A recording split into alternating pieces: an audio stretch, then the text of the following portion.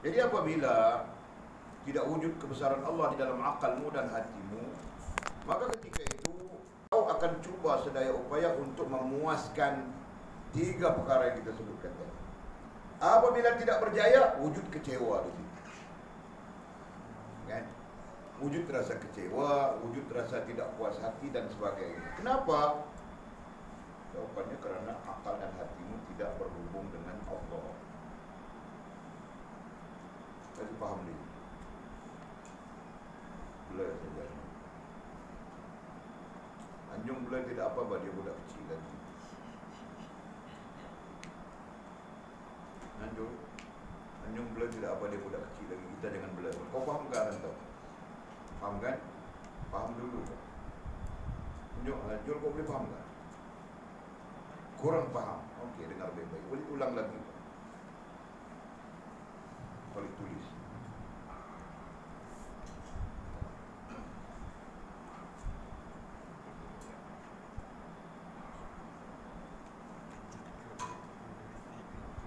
Perlu wujud Allah.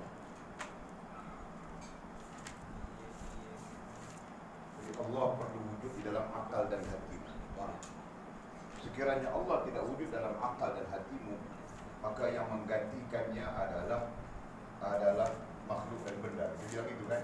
Tapi dalam bahasa yang kita mau cakap sekarang ini, yang akan wujud dalam hatimu adalah untuk memuaskan diri, kepuasan diri, itu istilah.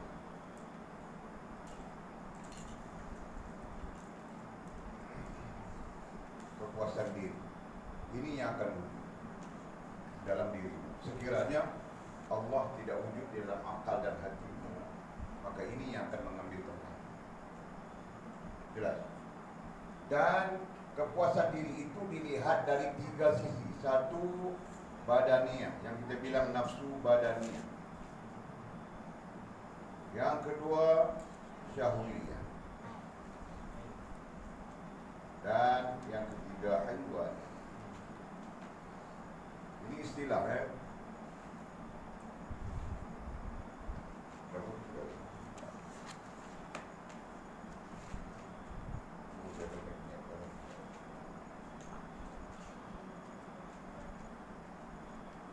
Kenapa dia melekit-lekit begini?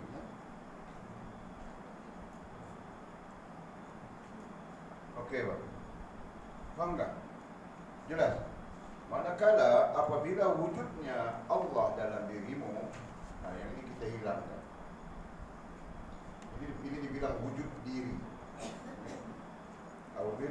Apabila hilangnya wujud diri, kita pakai istilah itu tadi ya. Yang istilah keduanya adalah kepuasan diri tadi. Apabila hilang wujud diri, maka hilang. Di sini wujud Allah dalam diri.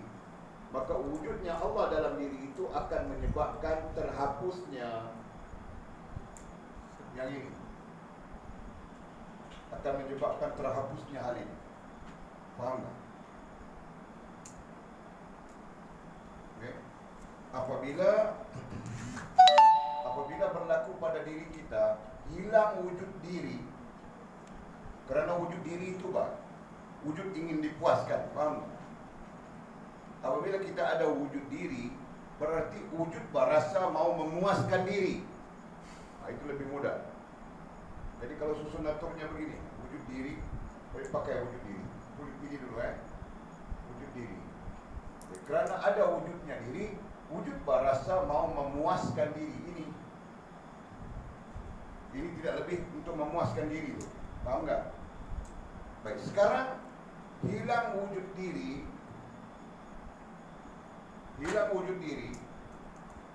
masuk dalam akal dan hati kita wujud Allah. Ada dalam akal dan hati kita Allah. Berarti Allah di situ maksudnya kebesarannya, keagungannya ada dalam akal dan hati kita. Maka kebesaran Allah nantinya akan menundukkan yang kita bilang nafsu-nafsu itu tadi. Faham tak? Kenapa dia menundukkan? Kerana kita bukan buat kerana diri kita buat kerana Allah. Itu yang menundukkan. Faham? Kalau yang tadi, ketika Allah tidak ada dalam akal dan hati kita buat untuk diri kita. Jadi makan hanya semata-mata untuk diri kita, mau kasih kenyang, mau kasih puas. Mana ada orang pernah puas makan? Gitu kan? Kalau pakaian kita pun begitu juga. Pakaian mau yang begitu, mau yang begini, mau yang up to date, begitu begini. Mana ada orang pernah puas dengan pakaian? Kan? Begitulah seterusnya. Jadi kenapa? Karena kita buat untuk diri kita. Dan itu menunjukkan kita wujud diri kita. Allah tidak wujud di dalam akal dan hati kita. Allah tidak wujud di dalam diri kita. Yang wujud dalam diri kita adalah diri kita. Jadi sebab itu kita mau memuaskan diri kita. Paham enggak? Konsep itu perlu difahami baru.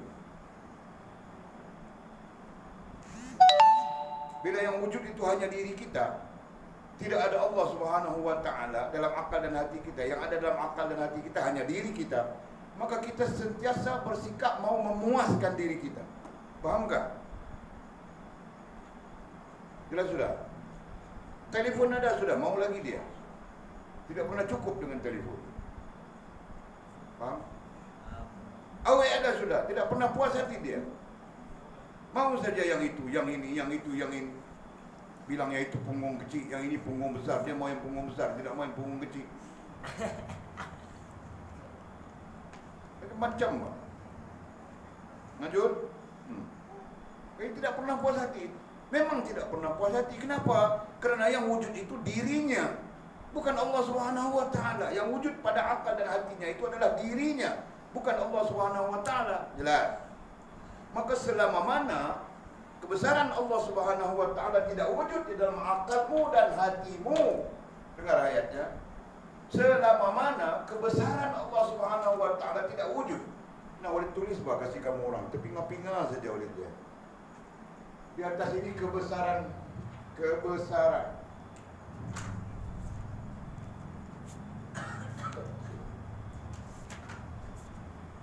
Yang motor besar-besar tu Mahdi beli lah.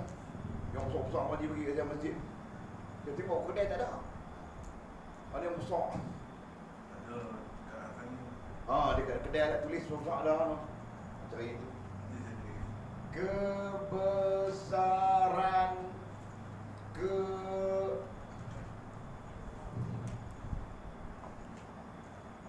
keagungan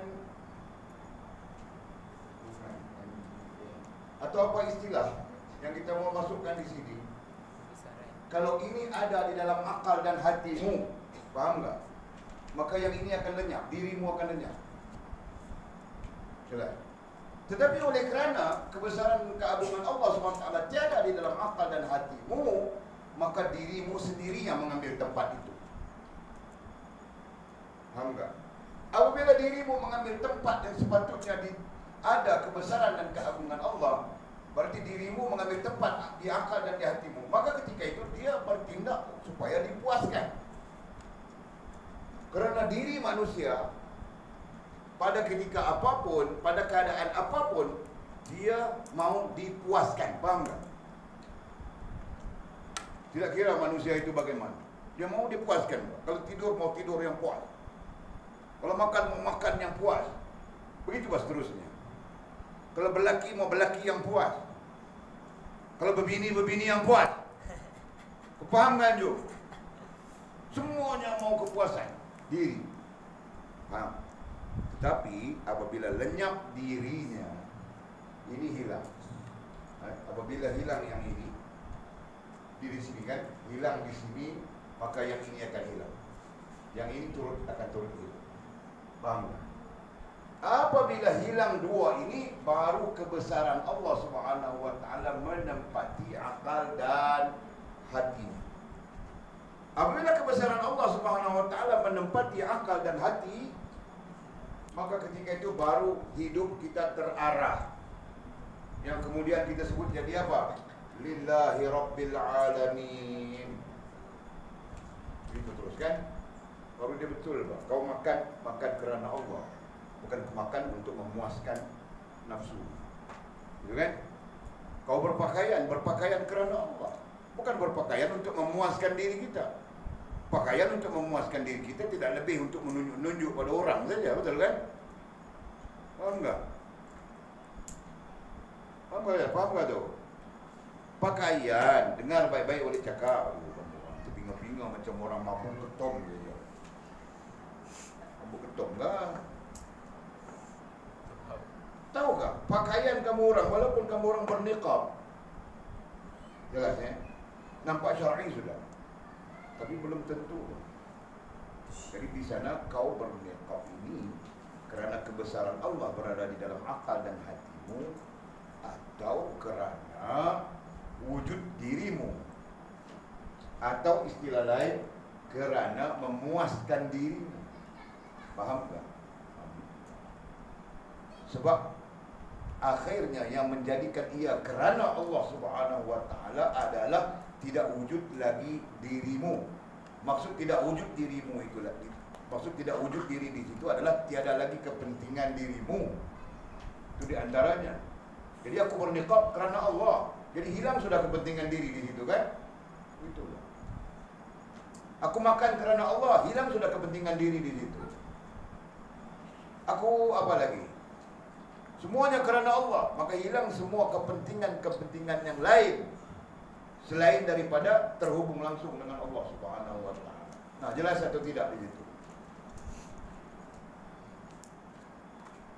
Jadi kalau kita bercakap tentang proses, kita berusaha untuk meletakkan kebesaran Allah di akal dan di hati kita. Itu kan? Biar bahwa orang lain tidak peduli, kita peduli bahan itu. Betul, kalau kita bincang, orang lain tidak peduli pun, ya memang. Bahkan Allah SWT sebut dalam Quran juga begitu. Kita perlu peduli, ya? Kita perlu kembalikan kebersihan, kejernihan, kekuatan rohaniah kita dengan kebesaran Allah Subhanahu wa taala berada di situ. Berada di rohaniah kita, berada di akal dan di hati kita. Selama mana kebesaran Allah Subhanahu wa taala tidak menempati akal dan hati kita, maka yang menempatinya adalah wujud diri. Wujud diri itu sentiasa menuntut daripada kita supaya dipuaskan.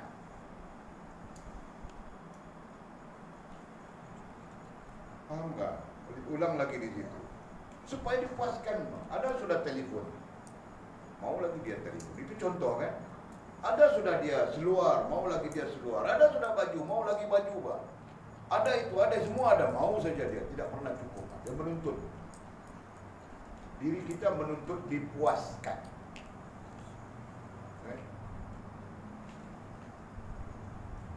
Sedangkan kebesaran Allah Subhanahu wa taala jika berada di dalam akal dan hatimu,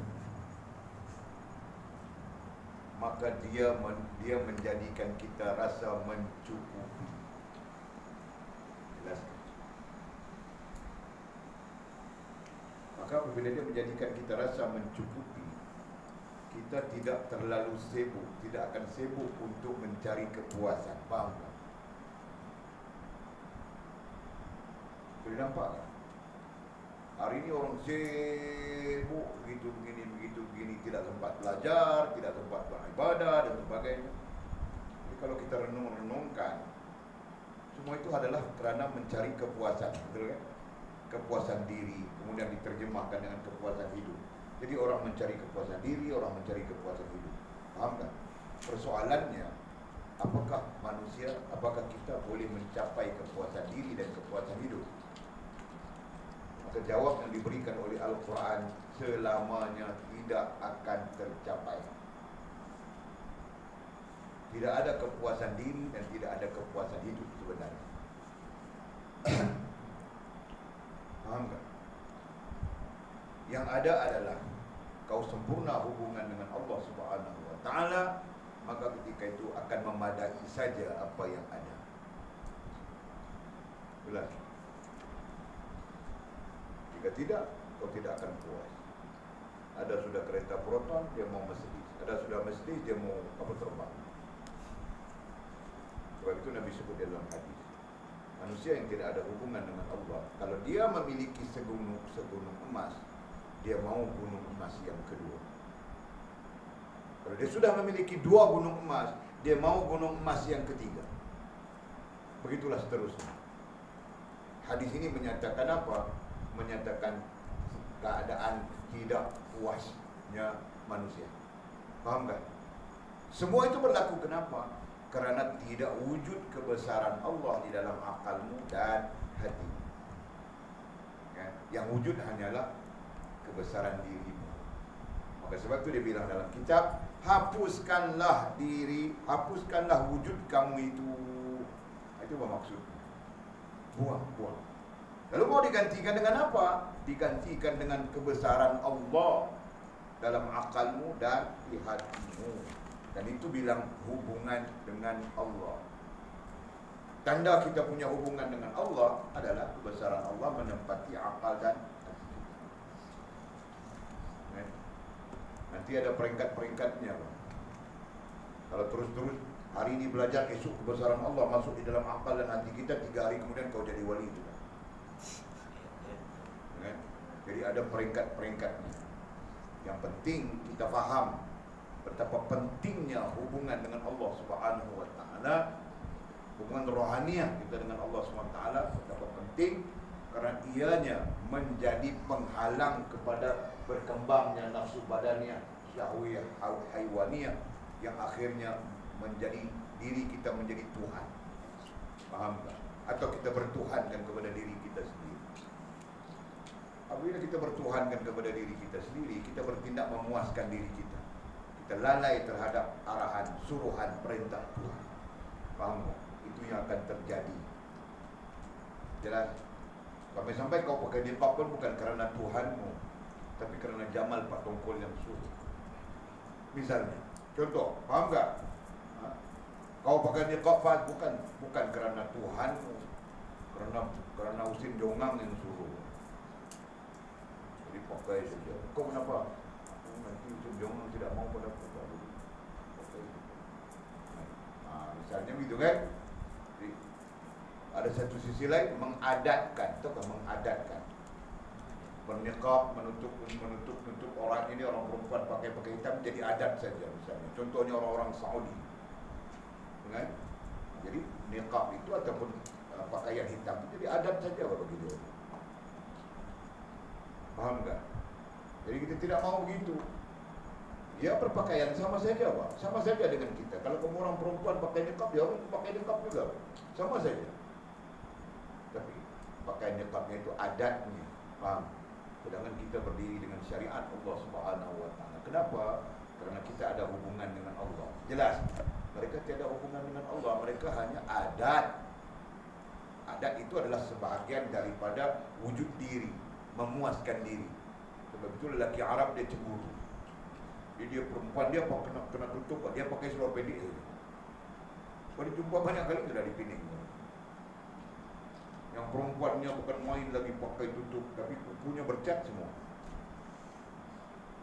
Naik flight daripada KLIA ke Penang dengan Walid. Boleh tengok saja. Anak-anaknya kukunya semua bercat, perempuan pun kuku bercat juga. Jadi bila kainnya tersingkap itu pakai seluar jeans semua. Kan? Jadi kita mau kasih tahu apa? Niqabnya itu adalah adat. Kenapa? Memuaskan diri. Apa maksud memuaskan diri? Di sana ada suaminya rasa cemburu begitu begini. Suaminya pakai seluar pendek saja. Dia tengok mana suaminya? Pakai seluar pendek saja. Masya Allah, la haula wala quwwata illa billah. Faham tak? Jadi hal ini tidak patut berlaku. Jelas? Yang sepatutnya semua berlaku, apapun yang berlaku bermula daripada akalmu, hatimu, yang kita bilang tadi kebesaran Allah berada di sana, kan? Dan akhirnya dijelmakan kepada tingkah lakumu.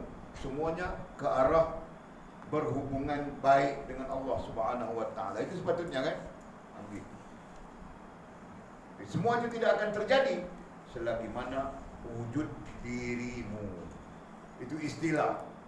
Wujud dirimu bermaksud kau tidak wujud hubungan dengan Allah Subhanahu wa taala. Jelas? Nah, ulang banyak kali sudah. Ulang sampai lapar nasi sudah. Boleh faham tak? Sekiranya tidak faham, bincang lagi nantinya. Okey, boleh teruskan. Ya. Ini zuhud kan? Ini termasuk zuhud. Ini termasuk zuhud. Maknanya maknanya menjadikan kita zuhud. Tapi sebelum sampai kepada zuhud itu, di sini ya proses yang kita dapat mujahadah, nak kena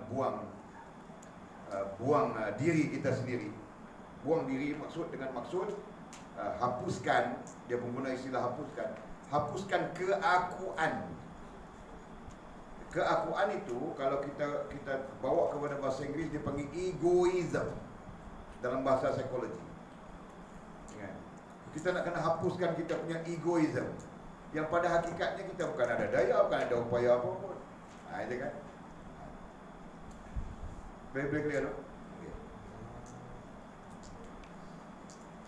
Jika kamu tidak ada, jika kamu diri, jika kamu telah tidak ada, jika kamu diri, yang kita bincang tentang diri kan, hapuskan wujud diri itu tadi. Jika kamu diri telah tidak ada tidak wujud. Kan? Jadi di sana pakai perkataan wujud, di sini pakai perkataan tidak ada. Jadi kita nanti keliru. Kan? Jadi tobitkan saja, tidak ada tidak wujud. Terhapus wujud memang makna dia begitu. Dhabit tak ada masalah. Jadi faham. Yang duk cakap ni nak bagi faham. Kalau dhabit terhapus wujud diri pun tak faham benda apa. Buat apa? Terhapus wujud diri maknanya terhapus rasa keakuan. Itu yang kita cerita tadi berulang-ulang tadi.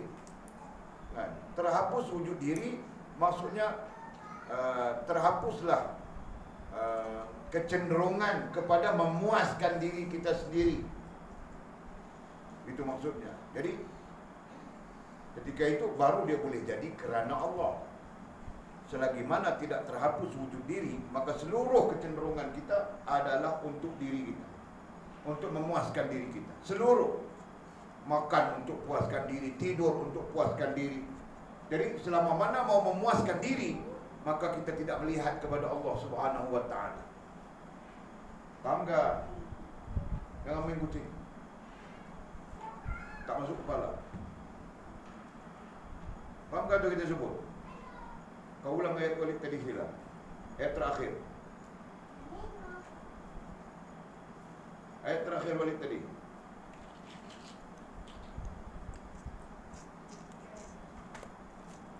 Apa? Nampak? Jadi Walid tahu saja siapa yang fokus, siapa yang tidak fokus. Walid ahli psikologi. Siapa yang fokus, siapa yang tidak fokus Walid tahu. Nah, apa ayat Walid tadi fahas? Yang terakhir.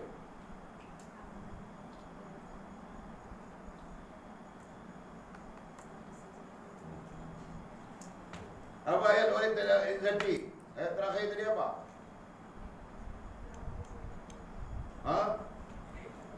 Nampak? Bila tidak fokus itu terjadi. Siapa yang tahu ayat Walid terakhir tadi? Apa Makcik Jah?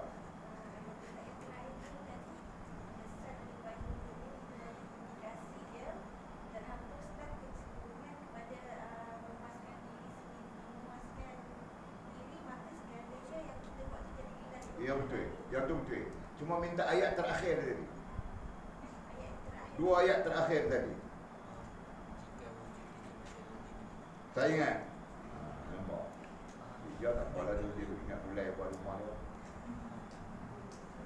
Orang cakap tadi selama mana. Itu ayatnya. Betul kan? Selama mana selagi wujud dirimu sendiri, maka kebesaran Allah Subhanahu wa ta'ala tidak akan menempati akal dan hatimu. Itu ayat yang terakhir tadi. Jadi sebab itu disuruh fokus. Mau menikah pun tidak apa, tapi lepas mengaji nanti balik ke dom baru fikir menikah. Tidak ada masalah apa. Tidak kira siapa pun. Majid Daya pun serupa juga. Balik dom nak fikir nak menikah tak apa. Masa belajar jangan fikir mau menikah. Jul. Gatal saja Jul.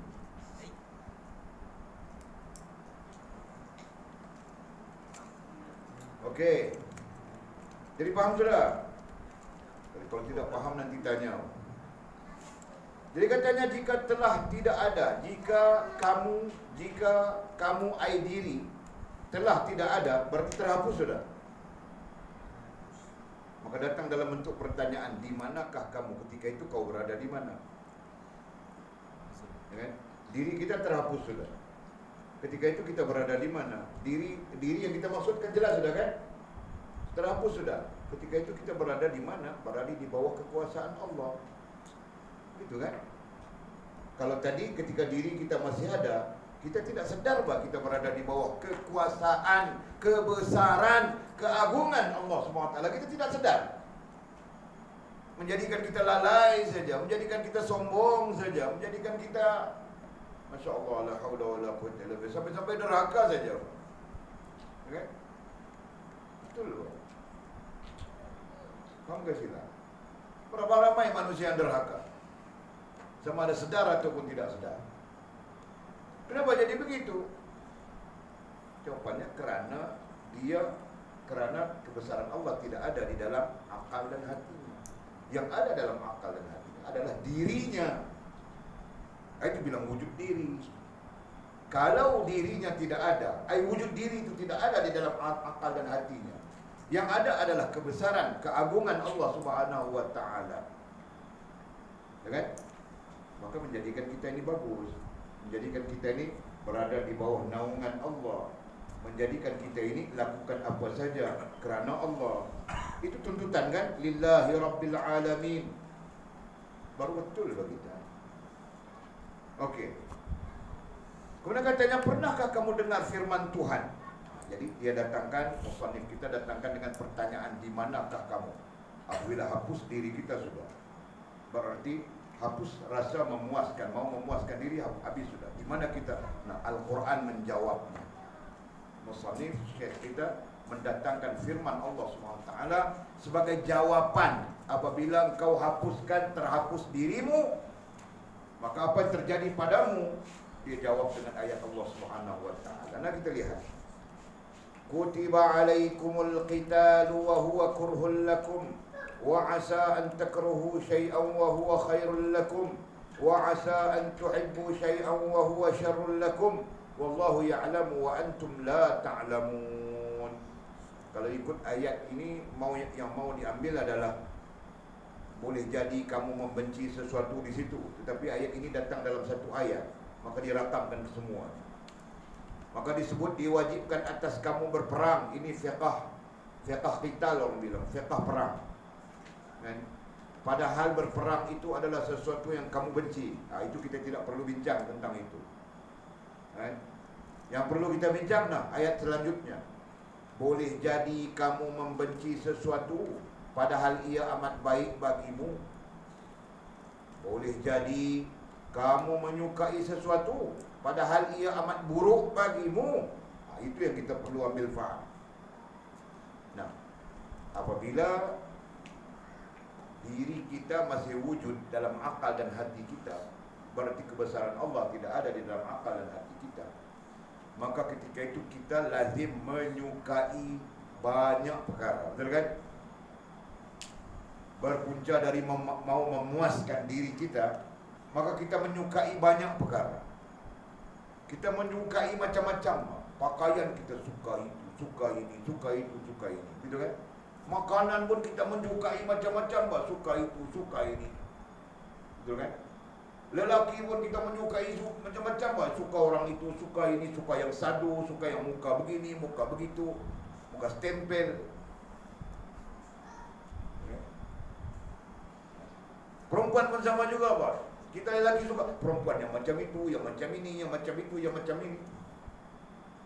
Faham tak? Sampai-sampai yang pakai tudung elok itu dia tidak suka, Pak. Tidak nampak bentuk tubuhnya. Dia suka yang nampak-nampak itu, bisul-bisulnya ke apa kan. Dia itu yang dia suka. Faham tak? Betul bang itu. Jadi sekarang kau tidak suka lagi kan perempuan begitu, lihat kan?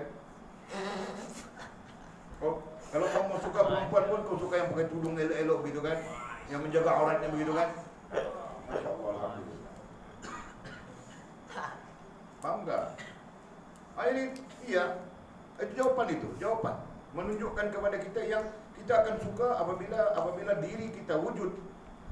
Berarti kita mau memuaskan diri kita, maka kita akan menyukai sesuatu yang tidak disukai oleh Allah. Nah, itu sesuatu yang kita perlu lihat secara secara jelas. Paham tak?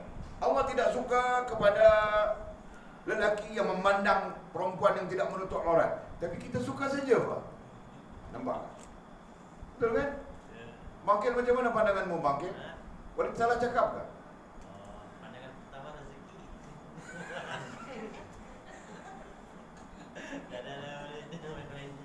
Tidak apa-apa, betul, Pak. Tapi kalau pandangan pertama rezeki, yang seterusnya kosong saja ke atau macam mana? Tapi Walid nampak juga masih kena. Mau tengok juga kan? Rezeki sudah dapat, rezeki kau sudah dapat. Tapi mau tengok terus kan? Itu Pak. Faham tak? Itu contoh mudah. Faham, Jom? Letih boleh cakap. Dia boleh harap kamu orang faham. Perhatikan ayat Allah. Boleh jadi yang kamu membenci. Ya, yang kita benci apa? Orang-orang yang dalam hatinya tidak ada kebesaran Allah. Dia benci solat. Dia benci majlis ilmu. Betul kan? Dia benci orang mengajak dia kepada kebaikan. Sampai-sampai dia rasa apa? Aku tidak tahu kah? Kubur kau, dia bilang. Kan? Dia benci orang yang orang seperti kita, orang yang memikirkan urusan dengan Tuhan, kematian, begitu-begini. Orang yang dalam hatinya tidak ada kebesaran Allah, dalam akal hati tidak ada kebesaran Allah, dia benci hal-hal sebegitu. Faham tak? Apalagi mau suruh dia duduk 1 jam, 2 jam dalam majlis ilmu, Masya Allah. Dia lebih senang lepak kedai kopi. Dia lebih senang nganga di pasar malam. Dia lebih senang merapu-rapu sesuatu yang tidak bermanfaat. Faham tak? Itu Pak, beza. Jelas? Jadi kalau kita ambil ayat ini, boleh jadi yang kamu membenci sesuatu padahal ia amat baik bagimu. Ini keadaannya. Ayat ini membincangkan tentang keadaan. Apabila orang yang kebesaran Allah ada di dalam akal dan hatinya, dia benci sesuatu yang Allah tidak suka, dan dia akan menyukai sesuatu yang Allah suka. Itu kan? Manakala orang yang kebesaran Allah tidak ada di dalam akal dan hatinya, maka tempat kebesaran Allah itu diganti oleh dirinya sendiri. Orang ini dia akan benci kepada sesuatu yang Allah suka, kan? Dan dia sangat suka kepada sesuatu yang dirinya, nafsunya suka. Jelas? Boleh faham itu? Okey. Dan boleh jadi apa yang kamu, boleh jadi pula kamu menyukai sesuatu padahal ia amat buruk bagimu. Nah, itu tempelak ayat Allah SWT kepada hal yang kedua tadi. Jadi diri kita, nafsu kita suka kepada sesuatu yang bercanggah dengan Allah, tetapi itu akan membawa keburukan kepada kita. Jelas kan? Betul maksudnya. Padahal ia amat buruk bagimu. Jadi kau ingat, anjung, lihat orang perempuan tidak tutup aurat itu bagus. Dia adalah sesuatu yang amat buruk bagimu, Banjung. Tahukah?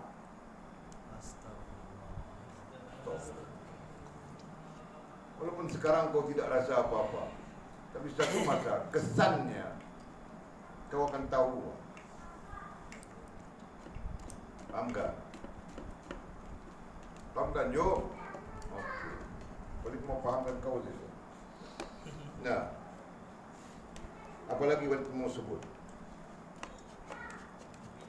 Banyak kan? Nafsu kita tidak suka kepada majlis ilmu. Diri kita, yang kita sebut diri kita itu tidak suka kepada majlis ilmu. Akal dan hati kita, yang mana nafsu kita ataupun diri kita menempatinya, tidak suka kepada majlis ilmu. Tidak suka. Itu adalah satu fakta yang sangat realistik. Faham tak? Di mana-mana pun kalau kamu orang pergi masjid, kalau ada majlis ilmu, berapa orang saja yang akan ada? Betul kan? Padahal sekitar itu mungkin ribu-ribu orang. Kau bikin ceramah, berapa orang saja? Itu pun datang dari sana, datang dari sini, datang dari situ, dan berdasarkan kepada populariti seseorang ustaz, gitu kan? Penceramah. Tapi kalau kau buat fanfare, kau buat pesta, orang setempat itu yang datang penuh. Faham tak? Nah, ini adalah fakta. Paham enggak? Nah, jadi mereka suka yang itu, dan yang itu ternyata membawa kemudaratan. Mereka tidak menyukai yang Allah suka, sedang yang Allah suka itu memberi manfaat yang besar, betul kan? Jadi kita, pertimbangan kita sangat jelas di sana. Jika kebesaran Adam, orang lain panggil Adam, boleh orang saja panggil Adam. Oke? Jadi Walid mau cakap apa lagi sekali, dengar ya.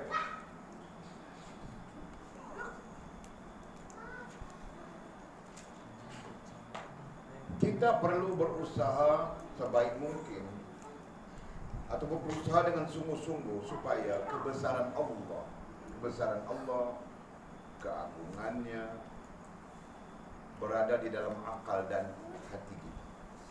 Jadi kita kaitkan saja dengan pelajaran dalam Asasul itu. Sebab itu kita perlu ma'rifah, sebab itu kita perlu musyahadah, sebab itu kita perlu mukasyafah, supaya nantinya kita dapat mahabbah.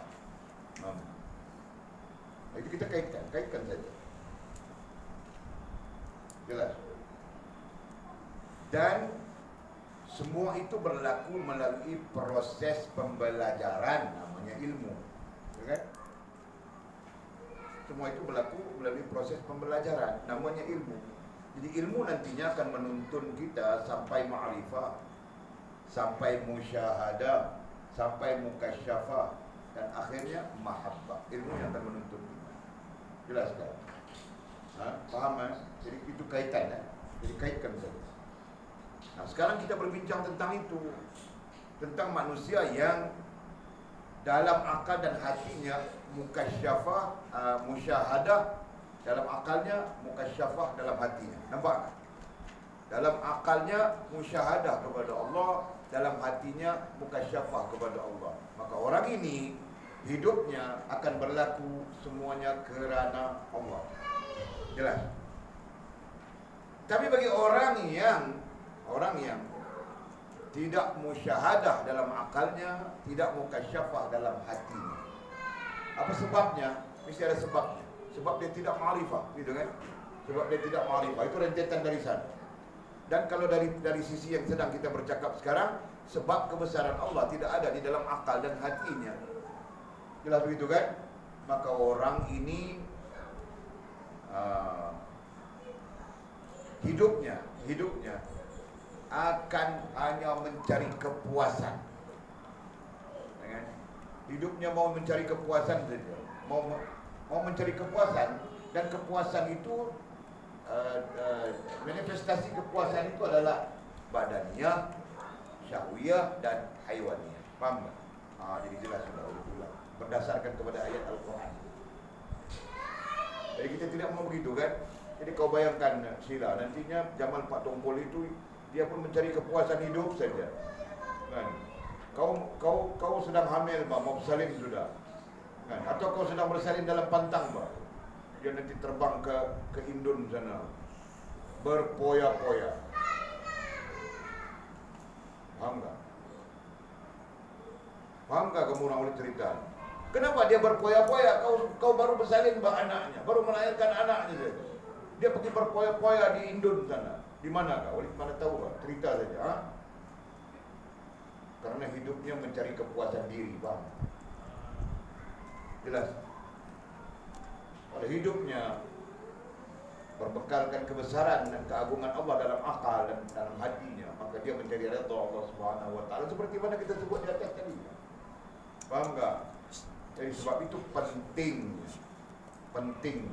Dan ini dia punya klasifikasi adalah hubungan baik dengan Allah Subhanahu wa taala. Paham? Dia bukan keluar dari dua tajuk besar kita, hubungan dan perhubungan. Jelas? Mana katanya Allah mengetahui, Allah Maha mengetahui, sedangkan kamu tidak mengetahui.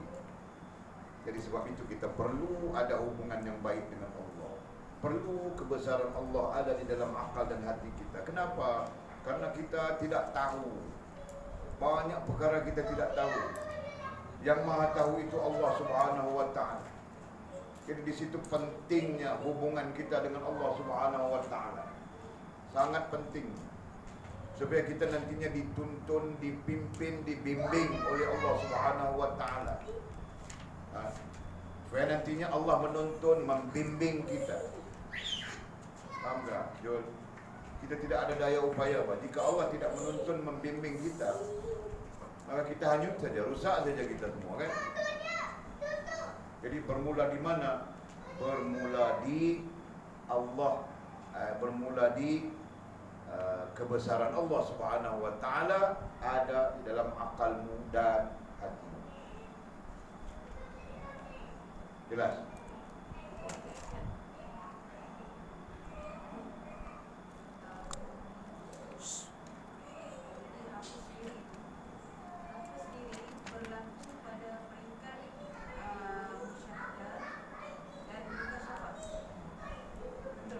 Dia mukasyafah musyahadah, mukasyafah itu kita tidak boleh declare peringkat sebenarnya.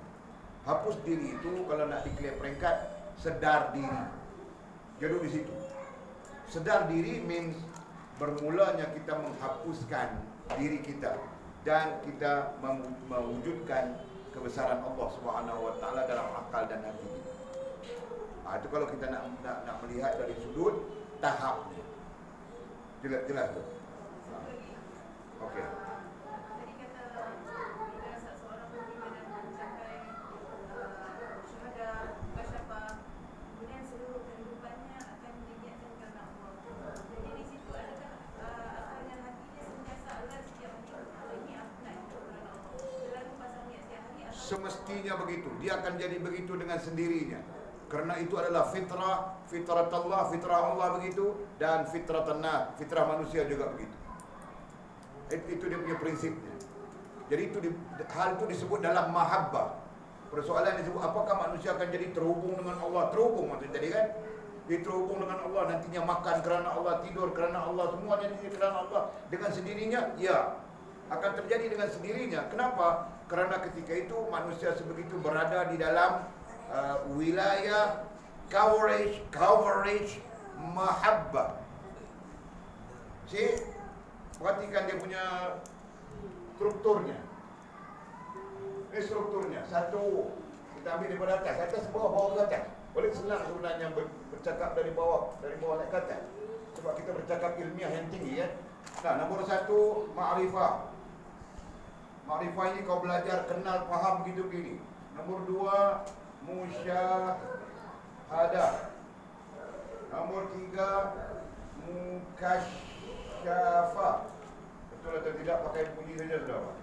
Nombor 4, mahabbah. Nah, kan? Jadi dari sini kita apa? Naik, nampak dengan akal kita. Naik lagi, nampak dengan hati kita. Di sini Pak, wilayah sedar diri. Wilayah sedar diri di sini. Jelas tak? Okey. Apabila selesai di sini, terakhir sekali dia mau bercinta dengan Allah di sini. Dia sedar diri dia siapa? Sedar diri, maka dia sedar siapa Tuhan. Siapa Tuhan. Nah, begitu. Jadi di sinilah mahabbah. Nampak? Manusia bila dia sedar tanpa Tuhan tidak bermakna apa-apa pun kehidupan, maka dia akan menyintai Tuhan. Betul? Faham tak? Jadi istilah dengan Tuhan cinta, cinta. Boleh guna istilah cinta. Nah, perhatikan. Di sini dia ma'rifah. Hasil daripada ma'rifah, musyahadah dan mukasyafah itu berlaku dengan izin Allah. Dan di situ timbul sedar diri. Ini kalau kita mau kaitkan tadi. Sedar diri wujud. Bila sedar dirinya siapa, maka dia akan sedar Tuhan itu siapa. Di situ berlakunya mahabbah. Mahabbah, persoalan yang ditanya oleh Mama tadi. Jadi apakah hidupnya nanti akan terarah semuanya kerana Allah, kerana ya, sebab dia berada di dalam mahabbah coverage. Lihat. Serupa orang berada dalam cinta, kan? Orang yang sedang berada dalam coverage cinta, angau saja dia. Tengok telefon nampak sila, minum air nampak sila, pegang pen nampak sila, pakai cermin mata nampak sila. Tahu tak orang angau? Kenapa? Kerana dia berada dalam coverage angau, coverage cinta. Setuju lagi pandangan tu. It's a psychological message. Betul kan? Begitu bah. Mahabbah itu maknanya cinta. Dan ketika kau berada di dalam wilayah cinta, kau tidak nampak yang lain saja, melainkan dia saja kalau manusia. Maka demikian dengan Allah SWT. Bila kau berada di dalam wilayah cinta Allah, kau akan nampak Allah saja, tidak nampak yang lain. Itu bilang pandangan, memandang dan sebagainya, itu istilahnya datang sebelum ini. Jangan kamu pandang kepada yang lain dari Allah. Buka surat 61, tengok paragraf tu. Nampak tak? Ya, walaupun pandang di situ boleh ditafsirkan dengan tafsiran-tafsiran lain, tetapi secara ilmunya jangan kamu pandang kepada yang lain dari Allah, kerana yang lain dari Allah itu tidak dapat memberi mudarat dan manfaat. Pandang bilang. Ya. Jadi termasuk dalam pandang itu, kau tidak nampak, kau tidak lihat yang lain lagi. Kau lihat Allah saja, kau nampak Allah saja. Mudarat manfaat datang daripada Allah. Hebat, lemah datang daripada Allah. Kaya, miskin datang dari. Jadi semuanya kita akan melihat datang dari sisi Allah Subhanahu wa taala. Faham tak? Tiada lagi Jamal Pak Tunggul pada ketika itu. Alhamdulillah, rezeki datang daripada Allah. Jadi Bang Jamal, jadi aku ni apa? Abang Jamal sebagai wasilahnya. Barakah kita suami isteri, barakah pernikahan kita bang. Maka Allah SWT menganugerahkan kepada kita rezeki. Begitu kan? Faham tak sila? Bukan sebab Jamal Pak Tunggul bang. Jelas? Itu yang penting, berada di dalam akal dan hati kita. Sebagian ulama yang memberikan komentar panjang tentang hal ini, bilang ini bah senjata yang menyelamatkanmu daripada Dajjal. Kan? Faham tak? Senjata yang menyelamatkan kita daripada Dajjal ialah kebesaran Allah berada di dalam akal dan hati kita. Jika kebesaran Allah tidak ada di dalam akal dan hati kita, maka kita tidak mempunyai keselamatan terhadap Dajjal. Itu komentar mereka. Sebab Dajjal akan datang dengan penuh penuh sesuatu yang diinginkan oleh nafsu, sesuatu yang diinginkan oleh diri-diri kita. Faham tak? Jadi kalau diri kita tu hari ini mau makan ayam KFC, Dajjal akan mendatangkan hal-hal seperti itu. Faham tak? Jadi semua mau memuaskan kita saja. Ini sebahagian dia boleh bilang sebahagian daripada komentar. Komentar tahu tak komentar? Ulama punya penjelasan mengaitkan kan? Begitu. Jadi satu sudut kita mau hubungan kita dengan Allah bagus, ya kan? Sudut lain mudah-mudahan menjadi sesuatu yang menjadi menghalang kita daripada terpengaruh dengan Dajjal nanti. Karena kita tahu bahawa kita akan hidup di zaman Dajjal saudara. Realitinya kan? Mudah-mudahan kita tidak terpengaruh dengan Dajjal bin Sila. Dajjal datang membawa hiburan yang mengasyikkan, datang membawa kepada kita Masya Allah. Kalau tidak ada Allah dan Rasul, kalau tidak ada kebesaran Allah di dalam akal dan hatimu anjung, kau akan lari ikut Dajjal. Nabi bilang dalam hadis begitu. Dan orang yang paling banyak mengikut Dajjal adalah perempuan. Alhamdulillah, mudah-mudahan Allah pelihara kita semua. Kan? Kenapa? Satu sisi kalau kita bincang tentang dari sudut psikologi, barangkali orang perempuan ini dia punya jiwa, dia mau dipuaskan semuanya kan? Betul kan? Betul tak? Orang tidak tahu, tidak pandai apa? Mau perfect saja. Gitu kan? Anjung, mau perfect saja. Manggil kan? Jadi kita ini kan lelaki yang humble. Jangan pandang sangat manggil kan? Kau mau perfect saja, macam mana itu? Pandai saja kau ni. Lebih-lebih apa? Cakap pada perkala. Okey lah. Allah SWT. Jadi bila kita sebut tentang Dajjal ini, kita sesuatu yang kita perlu teka juga kan Jo?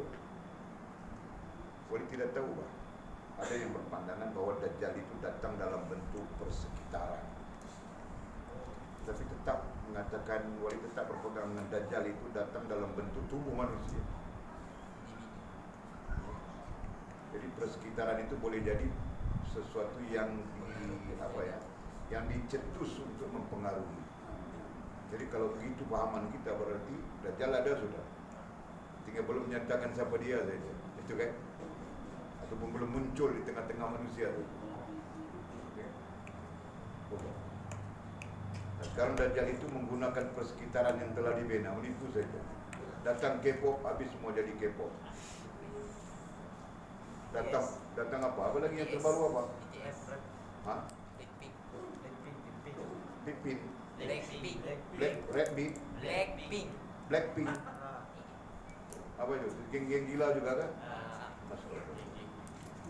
Yes. Yang boleh heran ya, minta maaf. Tidak kurang di kalangan remaja-remaja ini yang ada ilmu pengetahuannya. Paham enggak? Kita macam mana boleh suka, macam mana boleh syok, kita boleh heran. Ada satu cerita tahun bila ya lupa. Seorang remaja perempuan mau membunuh diri. Remaja ini sekolah agama. Pernah dengar lagi? Dia nak bunuh diri masa mati itu ada satu penyanyi ni kot mati di Korea, penyanyi Korea mati. Ada seorang mati bunuh diri. Ada heboh dalam Facebook ni kira tahun 2-3 tahun sudah. Heboh dalam Facebook tu, dia penyanyi itu mati. Dia pun nak terjun. Tak tahulah pengaruh lain, kita tak tahulah kan. Nampak? Jadi sesuatu yang pelik lah. Itu terlepas lah. Wah. Ada penyanyi Korea tu apa kumpulan tu tak tahu mati lelaki tu. Datanglah apa pun kamu orang terpengaruh saja. Itu persekitaran Dajjal. Dajjal mewujudkan persekitaran yang ghair salihah. Berarti kalau persekitaran yang baik, yang soleh, dia mewujudkan persekitaran yang bercanggah dengan soleh. Faham tak? Jadi cenderung saja. Dulu apa? Black metal. Jadi black metal habis.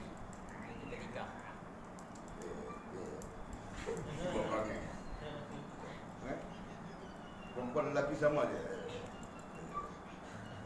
Lidahnya dia apa dikalakan jadi hitam. Gila. Datang yang lelaki-lelaki pun pakai celak hitam saja mata. Penuh bangga datang dari kampung saja. Curi scrap orang mau datang ke pekan. Datang apa lagi? Datanglah apa budaya pun. Jadi ini semua merupakan persekitaran yang diwujudkan oleh Dajjal. Walaupun kita lihat itu manusia yang buat kan, tapi sebenarnya kalau kita berkait dari segi psikologi itu persekitaran yang diwujudkan sebelum datangnya the real Dajjal yang sebenarnya. Jadi cuba bayangkan. Mudah-mudahan Allah pelihara kita. Okey. Sesungguhnya Allah yang Maha mengetahui, sedang kita tidak mengetahui. Kita tidak tahu. Jadi di sana kita perlu ada hubungan yang baik, terbaik dengan Allah Subhanahu wa taala. Perlu. Kan? Kerana Allah Maha menyelamatkan. Okey. Kemudian kata musannif, pengetahuan tentang hakikat sesuatu telah jauh dari kamu. Nah, ini kita akui. Dan kita perlu akui atas kesedaran ataupun sedar diri kita. Pengetahuan ai ilmu.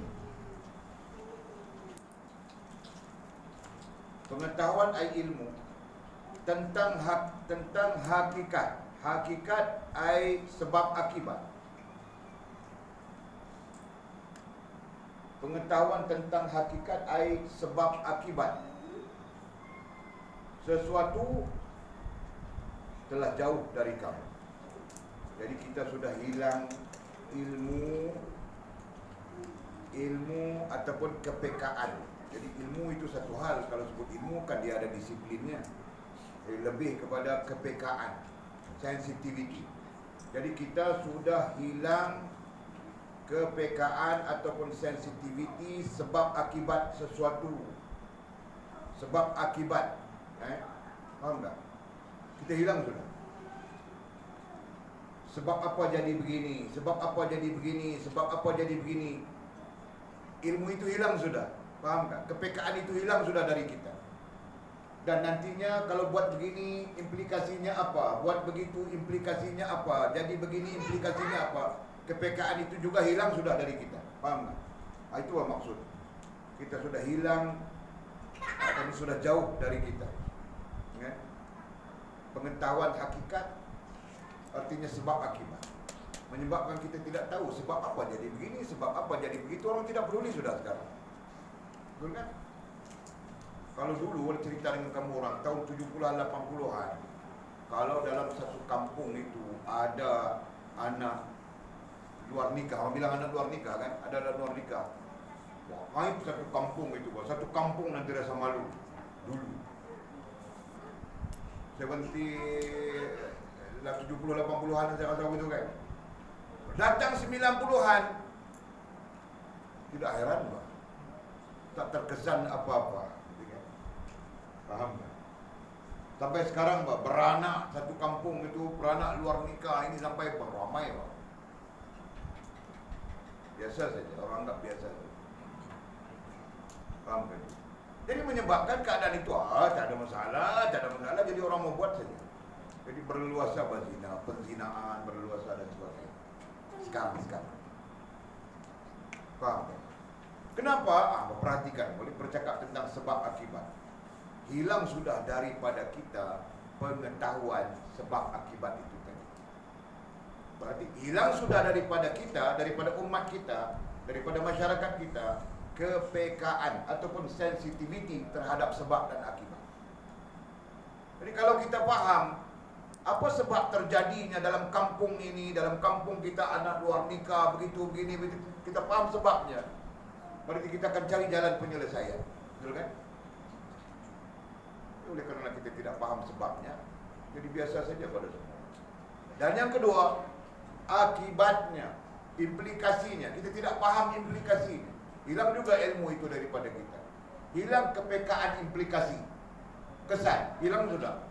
Kalau kita peka dengan implikasi, kita ambil contoh anak luar nikah tadi, berarti akan berlaku terus, generasi itu akan berlaku begitu Pak. Kalau tidak dijaga akan berlaku, apa bilang ya, nikah subah. Berarti berzina, dia akan berlaku terus begitu. Paham tak? Akibat. Jadi hilang sudah daripada umat manusia, atau mungkin saja bilang di sini jauh kan, telah jauh dari kamu. Berarti jauh di sini mungkin maksudnya tidak dipedulikan. Jadi manusia sudah tidak mempedulikan sensitivity atau kepekaan tentang sebab akibat sesuatu. Paham kan? Jadi kita jangan begitu. Adalah lebih baik kita berusaha memahami atau peka atau sensitif dengan sebab akibat sesuatu. Contoh, terjadinya hal ini, kenapa, mengapa, kita ambil tahu kan? Terjadinya satu hal yang begini, sebabnya apa, akibatnya nanti apa. Jadi bagus, sangat bagus kita ambil tahu. Kenapa? Karena Allah Subhanahu wa ta'ala menjadikan segala sesuatu bersandarkan kepada sebab dan akibat itu. Paham tak? Jadi Allah menjadikan segala sesuatu untuk kita manusia bersandarkan kepada sebab dan akibat itu. Paham? Jelaskan? Gitu. Jadi ada sebabnya dan kemudian ada akibat. Ambil pelajaran daripada situ. Pekakan diri kita, sensitifkan diri kita dengan hal-hal sebegitu. Maka mudah-mudahan kita selamat. Jadi contoh yang boleh kasih lagi satu adalah yang kita sebut tadi. Kita sendiri akan tahu bahawa kenapa Allah tidak perkenankan doa kita. Kita akan tahu kalau kita kalau kita peka dan kita sensitif dengan sebab akibat itu tadi. Faham? Kita tahu kenapa doa kita Allah tidak perkenankan. Kenapa doa orang lain Allah perkenan? Misalnya kita akan tahu sebab apa? Sebab di sana kita berdiri dengan Allah menjadikan sesuatu dengan sebab dan akibat. Faham tak? Oleh kerana kita tidak peka, kita pun tidak peduli. Kan? Banyak perkara yang kita tidak peduli. Salah satu yang kita tidak peduli, Walid mau tanya kamu orang, kau kasih 3 perkara yang menyebabkan doa kau tertolak.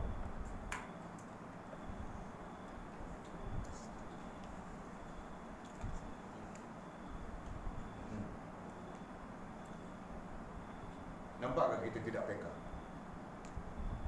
Faham tak? Boleh tahu tak kamu orang tidak dapat menjawabnya? Kalau jawab pun merapu-rapu saja, fakta yang tidak dari mana kau ambil saja. Kan? Kau tidak tahu. Nampak tak? Kita tidak peka. Padahal perkara Allah tidak menerima doa kita itu perkara besar, betul kan? Sangat besar pak. Tapi kita tidak peka. Nampak tak? Nampak kan? Jelas kan? Tapi kalau lagu, nyanyi, kita ingat semua liriknya begitu. Apa perkara yang menyebabkan doamu tertolak? Kau tidak tahu. Apa perkara yang menyebabkan doamu diterima oleh Allah? Kau pun tidak tahu. Nampakkah di situ tidak pekanya kita, tidak sensitifnya kita? Jelas? Nah, bukan menghukum kamu orang, belajar bina bagi kita masing-masing. Paham tak? Sebarkan kebaikan, kerana Allah Maha Baik. Sebarkan kasih sayang, kerana Allah Maha Penyayang. Jelas? Dan kata musannif Allah. Bismillahirrahmanirrahim. Qala musannifu rahimahullah ta'ala, nafa'ana Allah bi'ulumihi wa bi kitabihi fid dar. Allahumma amin ya rabbal alamin. Wa ba'du qala.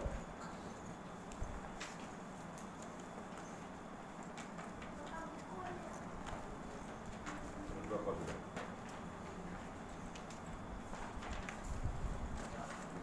53. Sampai di mana? Masih lagi solat itu kan? Okey, kita jadi terasa kamu orang sudah dapat membezakan kan? Solat yang syariat, solat yang hakikat yang disebutkan itu, yang membezakan bukan perlakuannya sama saja. Tapi yang membezakan adalah apa yang kita bilang perasaan. Yang membezakan adalah perasaan kita. Satu perasaan berlaku dalam kita melakukan solat itu sendiri, kan? Jadi kita rukuknya, sujudnya, kan? Perasaan berlaku dalam ketika kita solat itu sendiri. Dan terkait dengan rukun-rukun solat yang 13, itu solat syariah. Dan lagi satu, solat hakikat ialah perasaan kita, yakni merasakan kita sentiasa berhadapan dengan Allah Subhanahu wa taala di situasi apapun dan di keadaan apapun. Itu paling asas untuk kita fahami berdasarkan kepada ayat, berdirilah di hadapan Allah Subhanahu wa taala. Berdirilah di hadapan Allah Subhanahu wa taala dalam salatmu dengan seluruh jiwa ragamu. Jadi itu dua makna yang kita perlu faham. Okey, boleh fahamkan di sana?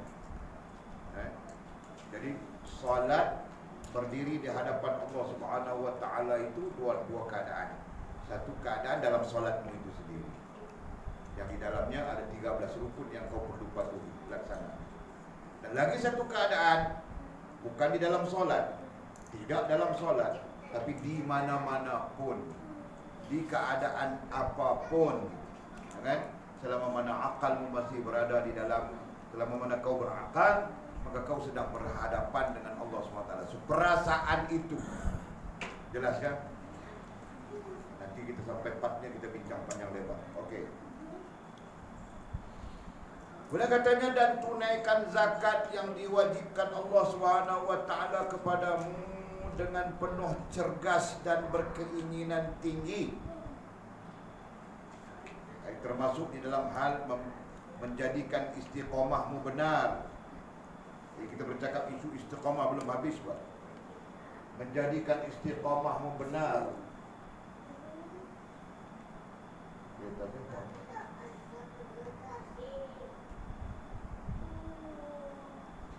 Menjadikan istiqamahmu benar dalam hal berzakat. Contoh disebutkan kepada kita dalam hal zakat, katanya tunaikan zakat yang diwajibkan Allah kepadamu. Itu kita tidak berbincang kerana ilmu fiqh sudah berbincang. Dengan penuh cergas dan berkeinginan tinggi, ai gembira. Itu yang kita mau bincang. Jadi Allah Subhanahu wa taala mewajibkan kepada kita zakat. Dalilnya termaktub di dalam Al-Quran dan hadis Nabi SAW. Jadi ketika kau mau mengeluarkan zakat, kan, mestilah dengan keinginan yang tinggi dan cergas. Maksud cergas di situ adalah bersungguh-sungguh. Ya. Maksud cergas di situ adalah bersungguh-sungguh dan berkeinginan tinggi. Maksudnya rasa mau mengeluarkan zakat. Ini satu hal yang kita perlu pelajari, Pak. Hari ini orang kaya saja mengeluarkan zakat. Jadi mungkin yang kita sebut umat Islam itu sendiri, dia tidak punya rasa untuk mana boleh mencerita dengan orang ni. Boleh ambil contoh, boleh ambil satu contoh. Sayyidina Ali karamallahu wajhah, dia kan miskin. Dia di antara sahabat-sahabat Nabi yang miskin. Ya kan? Berbanding Sayyidina Utsman, sebagainya. Ketika orang datang mau memberi dia zakat, dia bilang, aku tidak patut menerima zakat daripada. Sahabat yang lain bertanya, kenapa wahai Ali kau tidak menerima zakat daripada kami? Tidak mau menerima zakat daripada kami. Dia bilang, aku sepatutnya berusaha mencari supaya aku dapat mengeluarkan zakat. Paham? Paham kan maksud? Ini berbeda dengan kita kan? Kalau kita tu, kita sendiri, aku golongan yang layak terima zakat. Saja dia akan tunggu saja zakat datang. Gitu kan kita kan? Sedangkan para sahabat mengajar atau mengajar para sahabat, mereka sentiasa berusaha supaya dapat mengeluarkan zakat. Faham tak? Padahal dia miskin, tapi dia sentiasa berusaha untuk mengeluarkan zakat. Ini tidak menafikan, kalau begitu ada golongan yang menerima, ada golongan. Ya, itu tidak dapat dinafikan. Kita bercakap dari segi sikap. Faham tak? Baru di sana nanti tidak timbul kita mengharap. Gitu kan? Sebab kita mau mengharap kepada Allah, bukan mengharap kepada makhluk.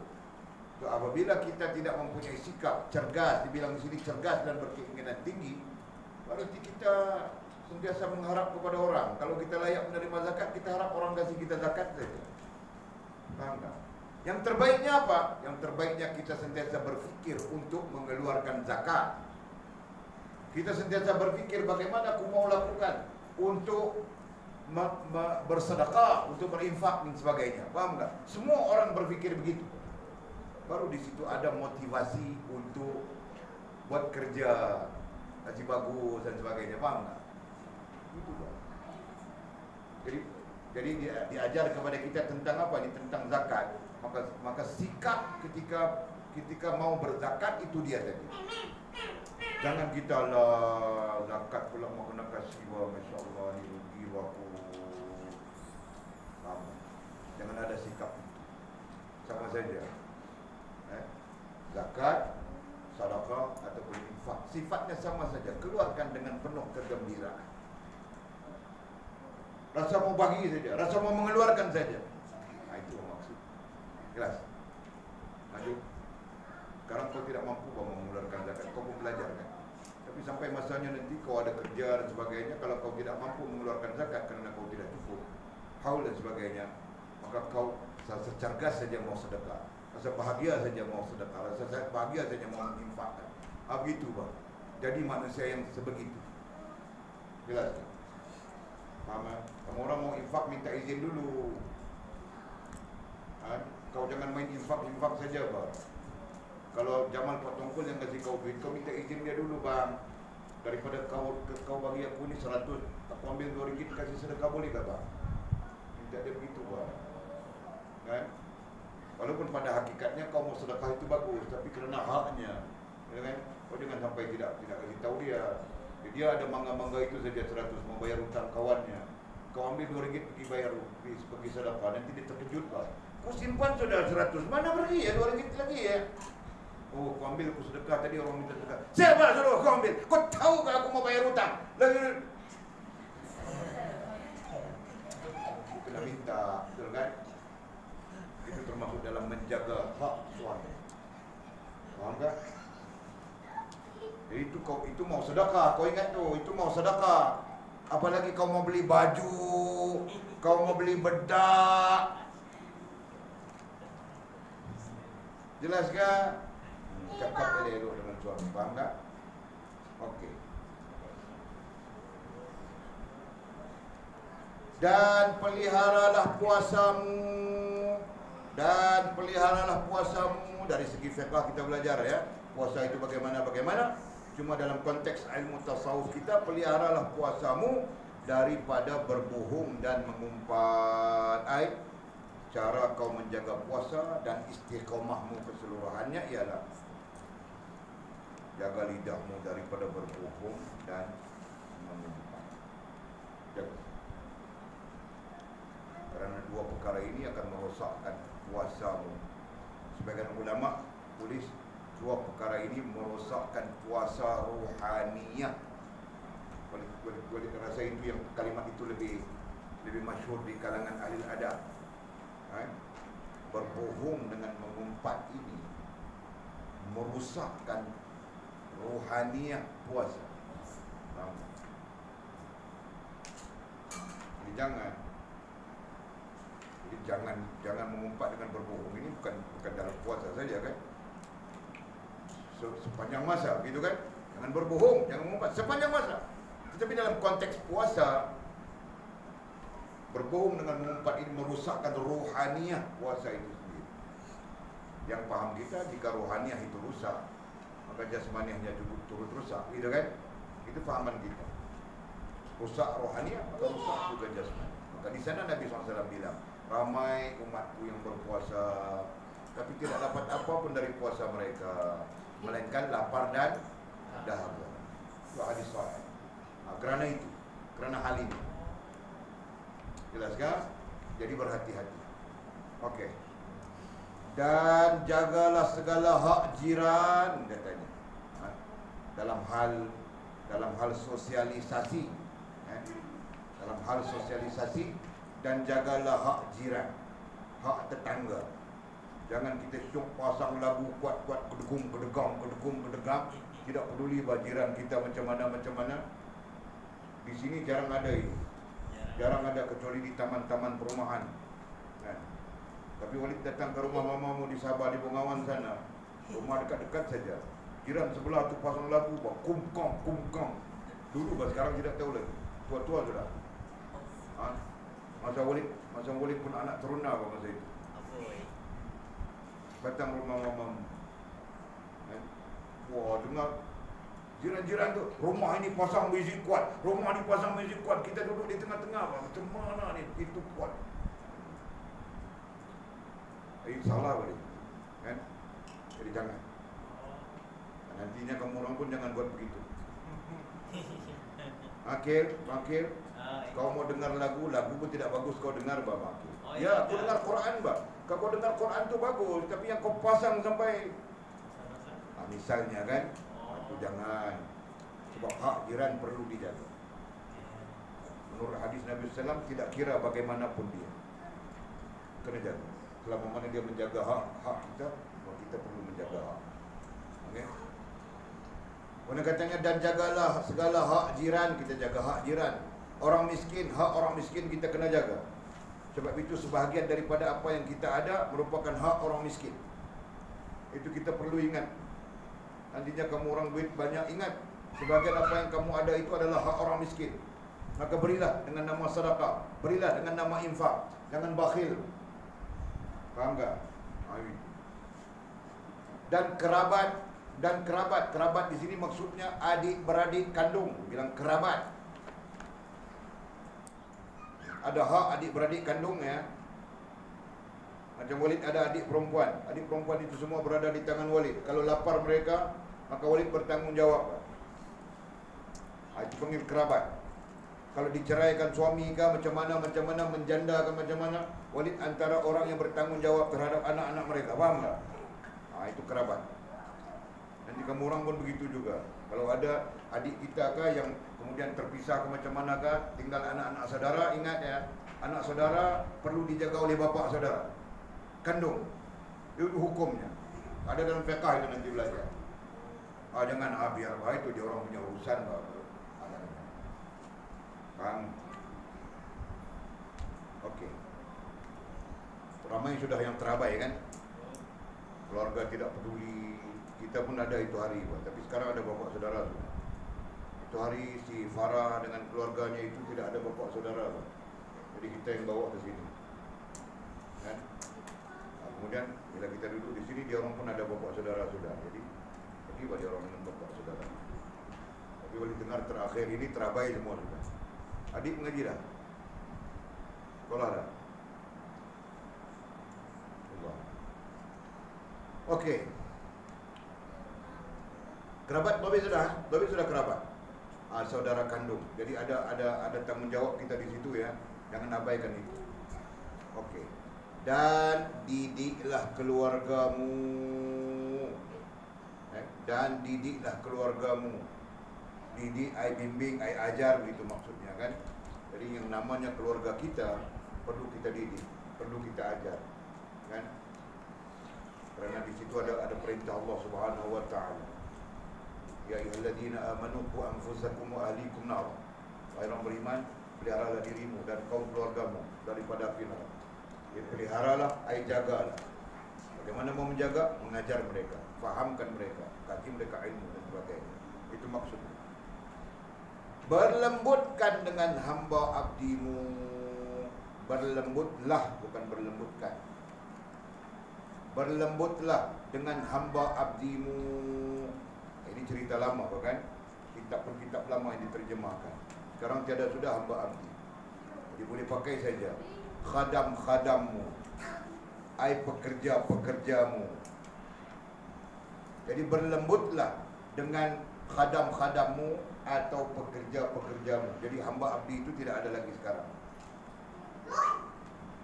Jadi kita perlu berlembut dengan khadam. Khadam itu siapa? Khadam orang yang memberi khidmat kepadamu, kan? Dan berlembutlah juga dengan pekerja-pekerjamu. Terkait saja di situ. Jangan kasar-kasar baju. Nanti kau toki bagang, kau jangan garang, bah. Dia mau solat saja, berapa minit saja dia mau solat. Jangan, bah, rugi aku 30.000. Jadi satu solat dia kau pikir kau rugi. Dia solat 5 minit, 10 minit, kau takut rugi 30.000. Jadi tidak wajar begitu kan? Dilembut-lembut saja. Faham baju. Jangan kau pun tidak solat, bah, toki bagang pula. Okey. Dan berlaku adil katanya. Dan berlaku adil sebagaimana diperintahkan oleh Allah Subhanahu wa taala. Dan berlaku adil ai dalam segala hal. Ini perlu dibincang panjang. Dan berlaku adil dalam segala hal. Dan berlaku adil ai dalam segala hal sebagaimana diperintahkan oleh Allah Subhanahu wa taala. Jadi berlaku adil, oleh bilang bincang panjang ini apa? Sebab dia bermula dengan adil pada dirimu sendiri. Baru nantinya kau boleh beradil kepada orang lain. Kalau kau tidak boleh beradil pada dirimu sendiri, maka kau tidak akan beradil kepada orang lain. Itu yang akan dibincang. Jelas? Kita berhenti di situ. Wallahu a'lamu bishawab. Ada soalan kah?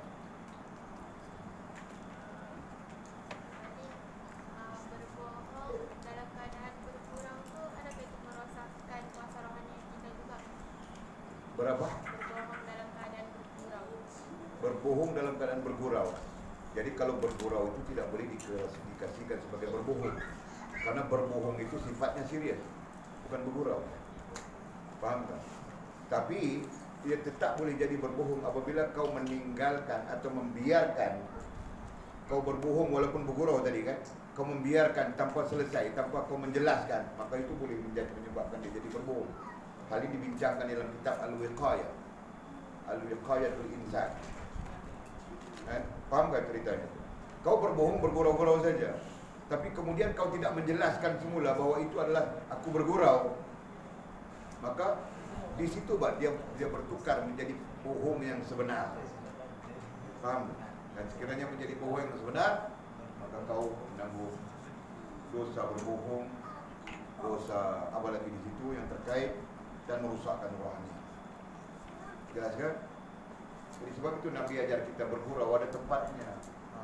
Jangan kita syok mau bergurau, ada kaedahnya, ada tempatnya. Jaga. Boleh? Okey. Boleh lagi satu boleh terkesan dengan orang yang bergurau. Woi bodoh. Boleh tidak cukup. Ada apa? Budak-budak Kedah selalu dia suka guna perkataan itu. Itu boleh khusus kepada budak Kedah. Budak Sabah boleh tidak tahu. Budak Sabah, hai pandai. Sabah begitu kan? Ya, dia guna budu. Ha? Budu. Apa? Budu. Budu. Tidak tahu. Jangan gunakan perkataan-perkataan yang tidak bagus. Okey, lain soalan ada?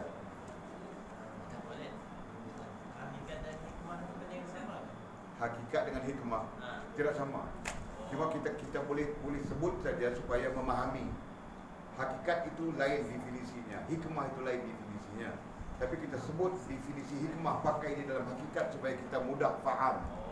Itu tujuannya. Sebab hakikat itu sendiri banyak penjelasannya, banyak uraiannya. Jadi kalau mau himpun ke semua, tenggelam makna hikmah. Jadi supaya kita tidak bercakap luar daripada batasan perbincangan kita, jadi kita pakai makna hikmah pada hakikat itu. Jelas? Itu kaedah balaghah dipakai. Kita boleh pakai makna kecil untuk besar, pakai makna besar untuk kecil. Ya?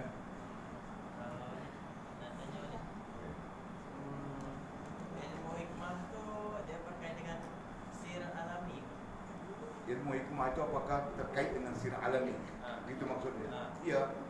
Lepas tu ilmu hakikat berkait dengan sir nafsi. Iya. Jadi kita pada dasarnya ilmu hakikat itu tidak ada. Tapi disebut sebagai ilmu hakikat bagi menunjukkan kita mencapai satu tahap pengetahuan yang mendalam, menggambarkan. Itu. Faham tak? Jadi ada orang dapat pengetahuan luarannya, yang lain mendapat pengetahuan sampai kedalamannya. Jadi bagi membezakan luar dan dalam, di situlah istilah itu digunakan. Jadi bukan dia datang dengan satu disiplin, ini ilmu hakikat, ini bukan begitu. Orang sudah keliru sudah sekarang. Ada yang lain bilang kami ilmu ma'rifat, yang ini bilang kami ilmu hakikat, yang itu bilang kami ilmu syariat, yang ini bilang pula kami ilmu tarikat. Jadi kacau bilau. Okey, wis. Bismillahirrahmanirrahim. Alhamdulillahirabbil alamin wassalatu wassalamu ala asyrafil mursalin sayyidina wa maulana Muhammad wa ala alihi washabbihi ajma'in. Allahumma iftah lana fathul 'arifin warzuqna fahman nabiyyin waj'alna min ibadikas salihin. Allahumma ihdina siratal mustaqim siratal ladzina an'ama Allahu minan nabiyyin was-siddiqin wasyuhada'i was-salihin. Allahumma rabbana iftah bainana wa bain qaumina bil haqqi wa anta khairul fatihin. Allahumma a'inna ala dhikrika wa syukrika wa husna ibadatik. اللهم فقهنا في الدين وعلمنا التأويل. اللهم فقهنا في الدين وعلمنا التأويل. اللهم فقهنا في الدين وعلمنا التأويل. وصلى الله على سيدنا محمد وعلى آله وصحبه وبارك وسلم. والحمد لله رب العالمين. تقبل الله منا ومنكم.